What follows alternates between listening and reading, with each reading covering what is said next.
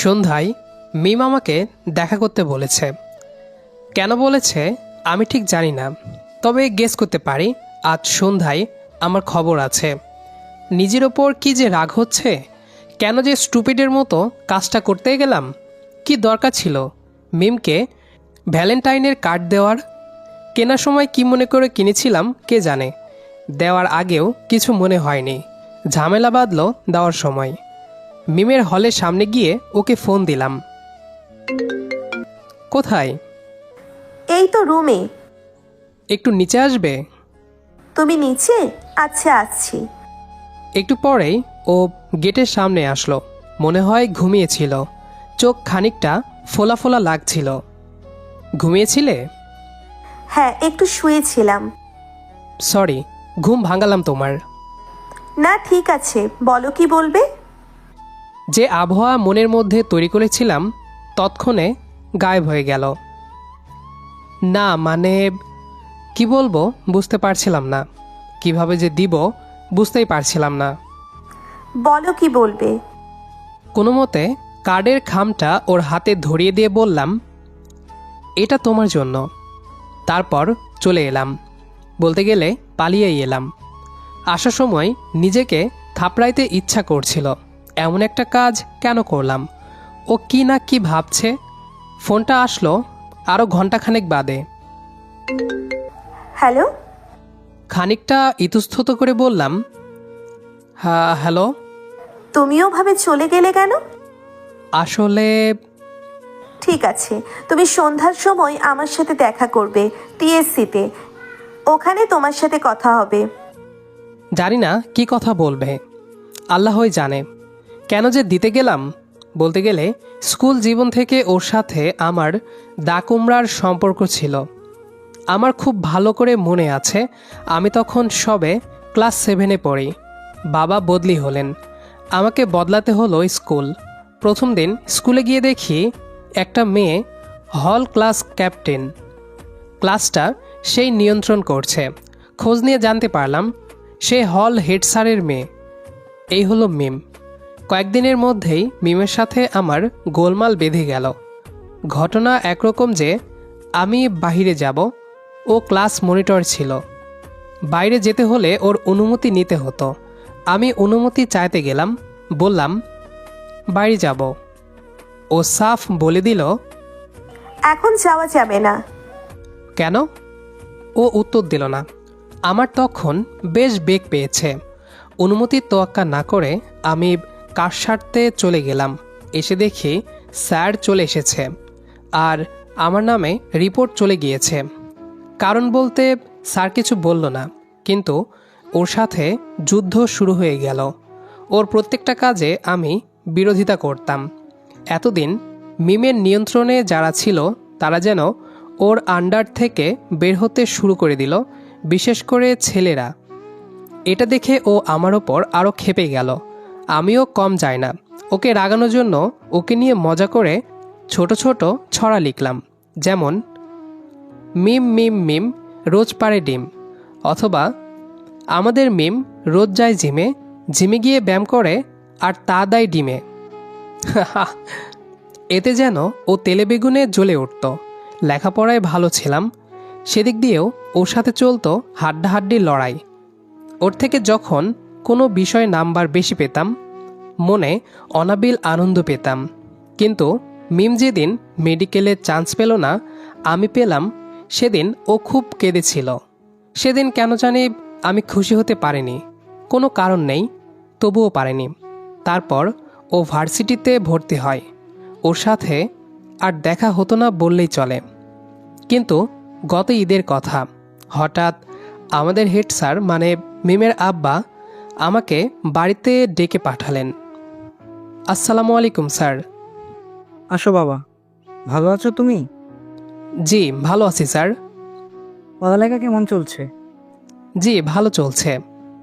তুমি কবে যাবে ঢাকায়? এই তো ঈদের 6-7 দিন পর। তুমি কি আমার জন্য একটু কষ্ট করতে পারবে বাবা? জি স্যার বলেন, কোনো সমস্যা নাই। আমার শরীরটা তেমন ভালো যাচ্ছে না, তা না হলে আমিই যেতাম। তুমি কি মিমকে তোমার সাথে ঢাকা নিয়ে যেতে পারবে? যত বড় হোক, মেয়ে তো, একা ছাড়তে সাহস পাচ্ছি না। এই উপকারটা করো বাবা। আচ্ছা, কোনো সমস্যা নেই স্যার। ভেবেছিলাম মিম হয়তো গাড়ির মধ্যে আমার সাথে কথাই বলবে না। স্কুল আর কলেজে ওর সাথে যেমন দা কুমড়া সম্পর্ক ছিল, ভয়ে ছিলাম এদিক ওদিক দিয়ে যদি ভুল করেও কোনোভাবে ওর গায়ে টাচ লেগে যায়, আর যদি তখন কিছু বলে লজ্জায় মাথা কাটা যাবে। বাসের মধ্যে আমার আবার খুব ঘুম আসে যদি ওর দিকে ঝুঁকে পড়ি। খুবই অস্বস্তিকর মধ্যেই যাত্রা শুরু হলো। মিম প্রথমে জানালার দিকেই তাকিয়েছিল। মনে হলো লক্ষণ ভালো না, ও হয়তো কথাই বলবে না। আজকালকার মেয়েদের যা মুড, কিছু জিজ্ঞেস করবো কিনা ভাবছি, এমন সময় মিমি কথা বলল। সরি, তোমাকে কষ্ট দিচ্ছি। আমার বলা উচিত ছিল না না, কষ্ট কিসের, কিন্তু আমি বললাম হ্যাঁ, খুব বেশি কষ্ট দিলে জীবন শেষ হয়ে গেল। মিম মনে হয় কিছু বোঝার চেষ্টা করছে, তারপর হঠাৎ হেসে ফেলল। বলল, তোমার ইয়ার্কি করার স্বভাব আর গেল না। আমি হাসলাম। এত ফর্মাল হবার তো দরকার নেই। স্যার ফর্মালিটি দেখিয়ে গেল, আবার তুমি শুরু করেছ।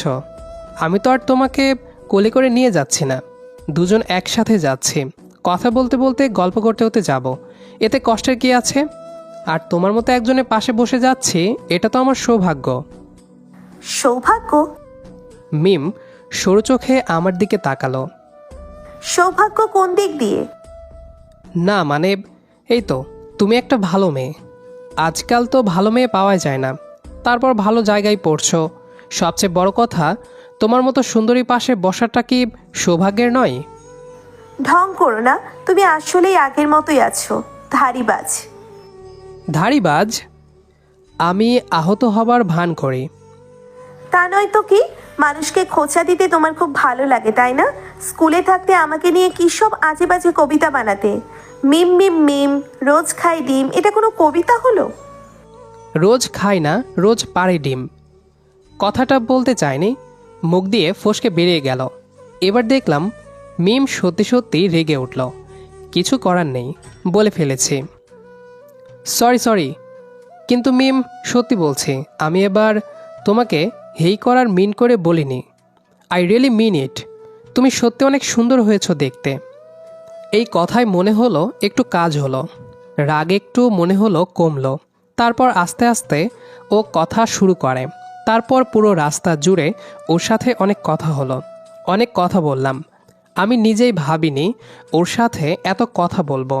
বাস থেকে নেমে ওকে নিজেই হলে পৌঁছে দিলাম সিএনজিতে করে। যখন ওকে রেখে চলে আসব, তখন কেন জানি আমার একটু খারাপ লাগছিল। আসার সময় ওর মোবাইল নম্বর নিয়ে আসলাম, নিজেরটাও দিয়ে এলাম। বললাম কোনো দরকার হলে ফোন দিও। ওকে রেখে চলে আসছি এমন সময় মনে হলো পিছন ফিরে তাকাই, কিন্তু তাকিয়ে ভুল করলাম। ভেবেছিলাম ও হয়তো তাকিয়ে থাকবে, কিন্তু কোথায় কি, ও কখন চলে গিয়েছে ভিতরে। খানিকটা হতাশই হলাম। ভেবেছিলাম ওকে ফোন দিব না, কি দরকার, কিন্তু ফোন দিয়েই ফেললাম। আরও 4 দিন পর, আর গাধার মতো ফোন দিলাম রাতে। রাত তখন প্রায় 12টা। মিমের গম্ভীর কণ্ঠস্বরে বলল, হ্যালো। হ্যালো, ভালো আছো? এত রাতে কোনো দরকার ছিল? কি আশা করেছিলাম আর কি উত্তর এলো, হাই রে। না মানে, খোঁজ খবর নেবার জন্য ফোন দিলাম। দীপ, কিছু মনে করো না, আমার খুব মাথা ধরেছে, পরে কথা বলি। হ্যাঁ হ্যাঁ, কোনো সমস্যা নেই, পরে কথা হবে বলেই ফোন কেটে দিলাম। নিজের গালে চড় মারতে ইচ্ছে হলো কষে। এমন নিজের সেধে কেউ অপমানিত হতে যায়? আর মিমকে ফোন দিব না বলে ঠিক করলাম। হয়তো আর ফোন দেওয়া হতো না যদি না পরদিন সকালে মিম ফোন দিত। পরদিন সকালে মিমের ফোনেই ঘুম ভাঙল। এখনো ঘুমাচ্ছ?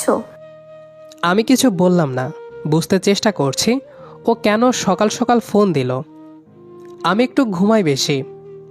দীপ, আমি আসলে সরি বলার জন্য ফোন করেছি। সরি? তুমি তো সরি বলার মতো এমন কোনো কাজ করনি। না, কাল রাতের ব্যবহারের জন্য আই এম সরি। আমি খানিকটা অবাক হলাম। মিম বলল, আমার ওভাবে ফোন রাখা একদম ঠিক হয়নি। তোমার নিশ্চয়ই খারাপ লেগেছে। আসলে কাল বিকাল থেকে আমার মেজাজটা খুবই খারাপ ছিল, এই জন্য। I didn't mean that. Please তুমি কিছু মনে করো না। ভদ্রতা করে কিছু বলতে হয়, তাই বললাম ইটস ওকে। তবে আমার কিন্তু সত্যি খারাপ লেগেছিল। দীপ, আমি সরি তো বললাম। না ঠিক আছে, বললাম আর কি। মিম কিছুক্ষণ কোনো কথা বলল না। তারপর আমি বললাম, তো আমি কি এখন তোমাকে ফোন করতে পারি? অবশ্যই, যখন ইচ্ছা। তারপর যেন সব ঠিক হয়ে গেল। ওই দিন রাতে মিমি আমাকে ফোন দিল। এরপর থেকে আমাদের রিলেশন ভালো হয়ে গেল। প্রতিদিনই আমরা কথা বলতে লাগলাম। প্রথমে ফোনে, তারপর সরাসরি দেখা হতো, কথা হতো, ঘোরাঘুরিও হতো। সব কিছুই ভালোই চলছিল। এমন সময়ে এই আহাম্মকের মতো কাজটা করলাম। কেবল কার্ড দিলেও না হয় কথা ছিল, কার্ডের মধ্যে কাব্যিক বিদ্যা প্রয়োগ না করলে কি হতো না? আজান দিয়ে দিয়েছে। আমি টিএসসির সামনে দাঁড়িয়ে আছি। মিমের আসার কথা এখনই। জানি না ও কি বলবে। যদি অপমান করে? না, ও এমনটা করবে না। চিন্তাটা মাথা থেকে বের করে দিলাম। ও এমন মেয়েই না।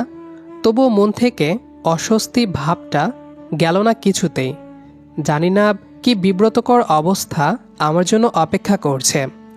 অল্প কিছুক্ষণের মধ্যেই মিম চলে আসলো রিকশায় করে।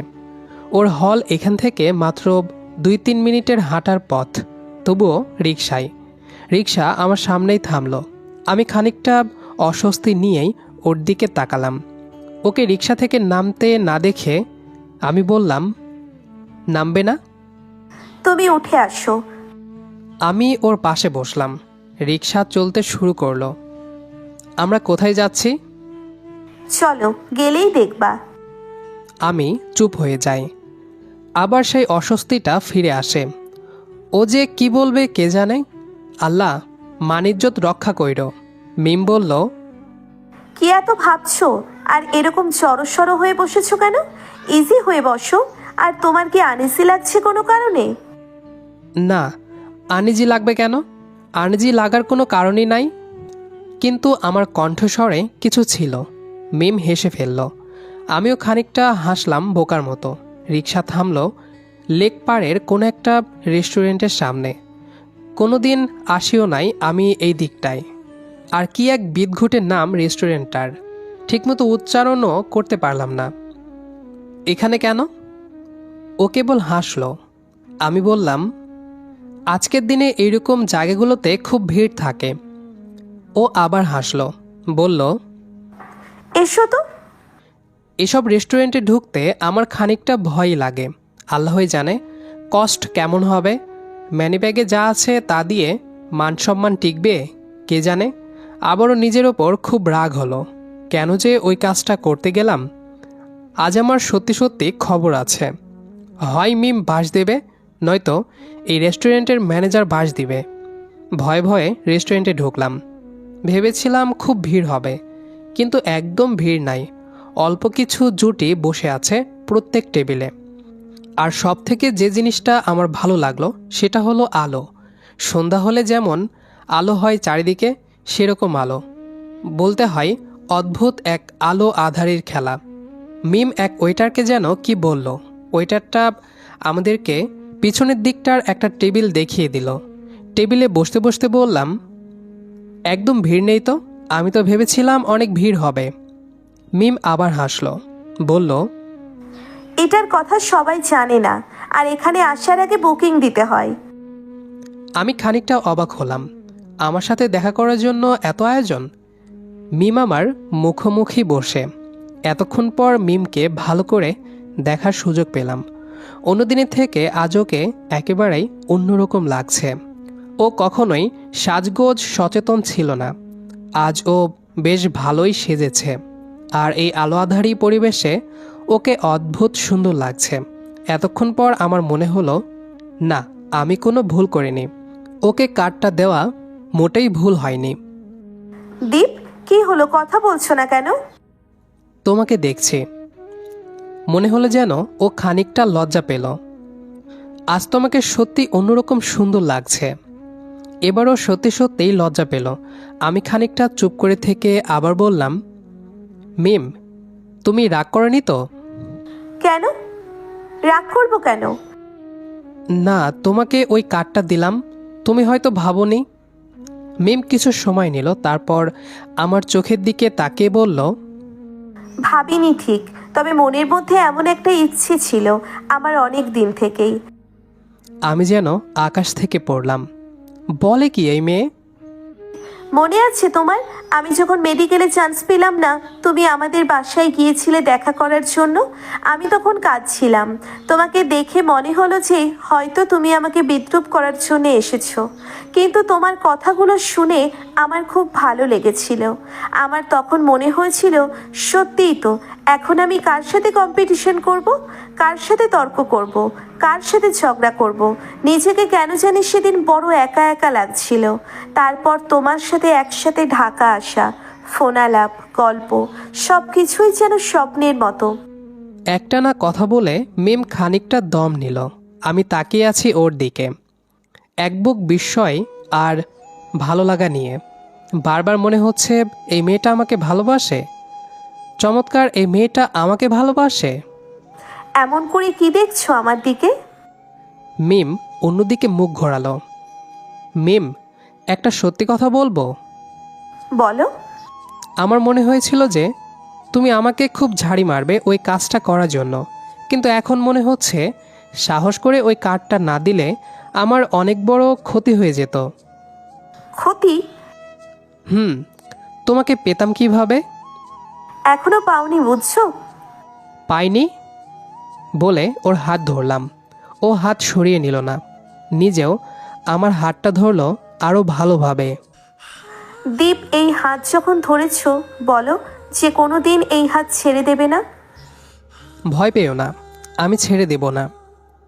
কতক্ষণ এভাবে ছিলাম কে জানে। ওয়েটার মেনু এগিয়ে দিয়ে বলল, স্যার, কি আনবো?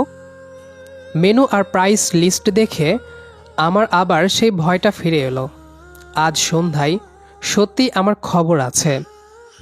গল্পটি এ পর্যন্তই। আমাদের আজকের গল্পটি আপনাদের কাছে কেমন লেগেছে সেটি অবশ্যই কমেন্ট করে জানাবেন। দেখা হবে আবারও নতুন কোনো গল্প নিয়ে। সেই পর্যন্ত আমাদের সাথেই থাকবেন। আর পুরো গল্পটি শেষ পর্যন্ত শোনার জন্য সবাইকে অসংখ্য ধন্যবাদ।